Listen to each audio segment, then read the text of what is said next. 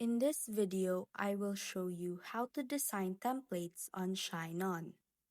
First, log into your ShineOn account.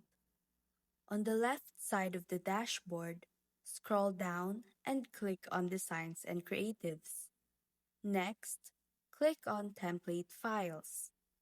Here you will find all the available product templates. Take a moment to browse through them and select the one that matches the product you want to design. Once you've picked a template, open it up and then click the download button at the top left of the screen. Now, these files are usually in PSD or PNG format, so you can edit them using software like Photoshop, Photopea, or even Canva.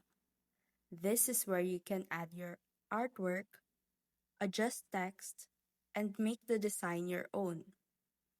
When you're done editing, save your design and upload it back into ShineOn through the Artwork Designer.